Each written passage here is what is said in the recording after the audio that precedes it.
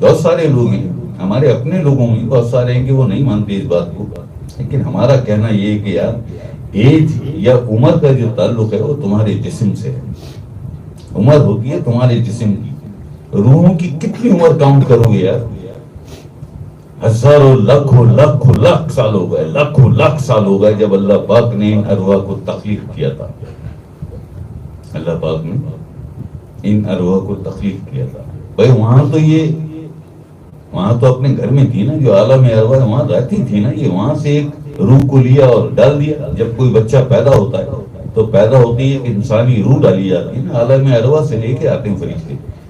اگر اس روح کی عمر کاؤنٹ کریں آپ، اس روح کی عمر کتنی ہے جی؟ اور کبھی اسے موت بھی نہیں آنی، کبھی اسے موت بھی نہیں آنی، کبھی اسے بوڑھا بھی نہیں ہونا، کبھی اسے بیمار بھی نہیں ہونا. سرکار یہی فرماتے ہیں نا. سرکار بادشاہ نے کتنی ویڈیوز میں فرمایا کہ نہ جلیں گی، نہ مریں گی، نہ بڈھی ہوں گی، نہ بیمار ہوں گی. ہے جی؟ ایسا ہی ہے. تو وہ جہاں بیعت ہوا وہ یہ کہنے لگی کہ تم ابھی چھوٹے ہو، ابھی یہ باتیں نہ کرو، ابھی یہ باتیں نہ کرو. تو شاہ صاحب مجھے آپ کی ساری باتیں یاد آئیں کیونکہ 1 سال سے میں آپ کی ویڈیوز دیکھ رہا ہوں. اچھا، تو پھر میں نے ارسلان کو یہ ساری باتیں بتائیں. میں نے ارسلان کو پھر یہ ساری باتیں بتائیں. میں نے ارسلان، عمر ہوتی ہے تمہارے جسم کی، روح کی بھی کبھی کوئی عمر ہوتی ہے؟ روح کی بھی کبھی کوئی عمر ہوتی ہے؟ اور تم روحانیت کے حصول کے لیے وہاں گئے تھے. اگر تم جسمانی بیعت کے لیے گئے تھے، اور یہی ہو رہا ہے، جسموں کو بیعت کیا جائے، رکھ دو جی ہاتھ پہ ہاتھ رکھ دو. دنیا کو دکھانے کے لیے ڈھونگی اور ناقص جو بیٹھے ہیں، ہاتھ پہ ہاتھ رکھ کے جی پتہ نہیں کیسے بیعت کرتے ہیں، کیا کرتے ہیں، ہمیں تو یہ نہیں سمجھ آیا آج تک. اور جس جسم کو تم نے بیعت کیا ہے، جس جسم کو تم نے بیعت کیا ہے، اسے تو کیڑے کھا جائیں گے. جی یہ تو بیمار بھی ہوگا، یہ بڈھا بھی ہوگا، اس سے موت بھی آئے گی. تو روح وہ تو نہ بیمار ہوتی ہے، نہ بڈھی ہوتی ہے، نہ اسے موت آتی ہے بھائی. آپ کسی پیر و مرشد کے پاس جاتے ہیں تو روحانیت کی دنیا میں اس کا کوئی نام ہونا چاہیے نا، اس کا کوئی مقام ہونا چاہیے نا، اس کا کوئی رتبہ اور مرتبہ ہونا چاہیے نا. آپ روحانیت کے لیے، آپ نے اگر کوئی وظیفہ سیکھنا ہے، کوئی ورد آپ نے سیکھنا ہے تو اپنی والدہ سے سیکھ لیں یار.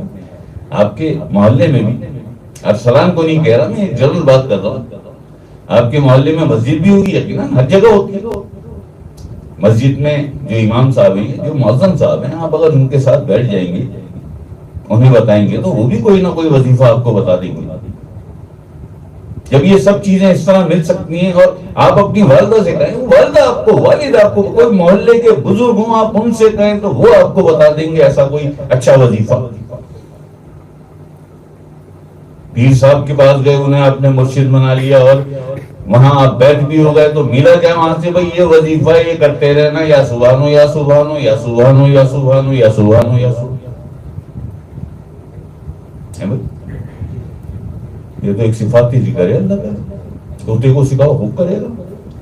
یہ کیا صفات ہے؟ ذاتی سکھا دو طوطے کو، زبان سے وہ اللہ بھی کرے گا. نہ اسے اللہ ملا، نہ تجھے اللہ ملا ہے جی. اور روح جس نے اللہ کے پاس واپس جانا ہے، اس نے نہ بڈھا ہونا ہے، نہ بیمار ہونا ہے، نہ اس کی کوئی ایج ہے. کیا بھائی کتنی ایج اس کی کاؤنٹ کرو گے؟ اللہ نے رکھا ہی نہیں ہے یہ سسٹم. لاکھوں لاکھ سال پہلے بنا کر عالم ارواح میں چھوڑ دیا تھا. کن فیکون تخلیق ہو گئی، سب چھوڑ دیا عالم ارواح میں. جب کوئی بچہ پیدا ہوتا ہے 1 سیکنڈ سے بھی کم ٹائم میں فرشتے ایک انسانی روح لے کر، عالم ارواح سے ایک انسانی روح لے کر زمین پر پہنچتے ہیں، اس بچے کے جسم میں دوا دیتے ہیں جی. اور اس کے بعد جب تم مر جاؤ گے، جو سرکار فرماتے کہ نہ بیمار ہونا ہے، نہ بڈھا ہونا ہے، نہ بیمار ہونا ہے، نہ بڈھا ہونا ہے.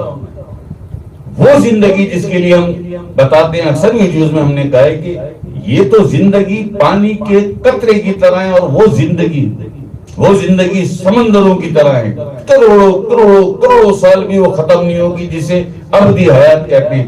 تو وہ جو ابدی حیات ہے وہ ملے گی کسے؟ وہ تو اس روح کو ملے گی نا بھائی۔ یہ جسم تو نہ ازل میں تھا نہ ابد میں ہوگا، یہ تو شکم مادر میں اللہ پاک نے اس کی تخلیق کی، ماں کے شکم میں تخلیق پائی اس نے، نہ ازل میں تھا نہ ابد میں ہوگا۔ قبر میں جا کے مٹی میں جا کے مٹی ہو جائے گا نا مٹی۔ یہ روحیں واپس اللہ کے پاس چلی جائیں گی، روز محشر نئے جسم ملیں گے، ان جسموں میں یہ روحیں واپس ڈال دی جائیں گی۔ اس کے بعد ہوگا فیصلہ، کسے جانا ہے جہنم کی طرف اور کسے جانا ہے جنت کی طرف ہے بھائی۔ سرکار دو باتیں فرماتے ہیں نا، سرکار سیدنا گور شاہی مدد ذلہ والی میرے بادشاہ، نہ بڈھے ہوں گے نہ بیمار ہوں گے، یہ وہ روح ہیں جو جنتی ہیں، اور وہ نہ جلیں گے نہ مریں گے، یہ وہ روح ہیں جو جہنمی ہیں۔ بھائی جہنم کا عذاب کاٹنا ہے نا، اگر جل جاؤ اور مر جاؤ اور آپ کون کاٹے گا؟ اس لیے سرکار فرماتے ہیں نہ جلیں گی نہ مریں گی، نہ بڈھی ہوں گی نہ بیمار ہوں گی۔ دو اس کے اندر کیٹیگریز ہیں، دو کلاسیں ہیں اس میں، نہ بڈھی ہوں گی نہ بیمار ہوں گی یہ ہیں جنت والی، نہ جلیں گی نہ مریں گی یہ ہیں جہنم والی۔ عذاب کاٹو، بڑا موج میلہ کیا ہے جی۔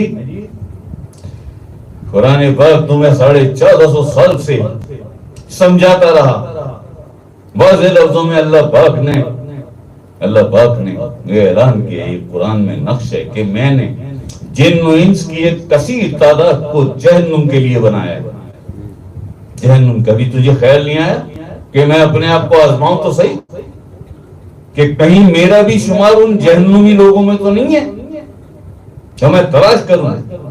اور اللہ پاک کا جو وعدہ ہے اِلَّا مَنْ آتِيَ اللَّهِ بِقَلْبٍ سَلِيمٍ، یہ بھی قرآن میں وعدہ ہے نا اللہ کا، کامیاب وہ ہوگا جو میرے پاس قلب سلیم لے کے آیا۔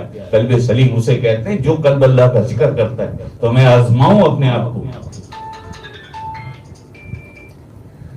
میں اپنے آپ کو آزماؤں کہ میرا شمار کہیں ان میں تو نہیں جن کے لیے اللہ پاک قرآن میں فرما رہا ہے کہ میں نے جن و انس کی ایک کثیر تعداد کو جہنم کے لیے بنایا ہے۔ نہیں، میرا شمار تو نہیں ہے اس میں۔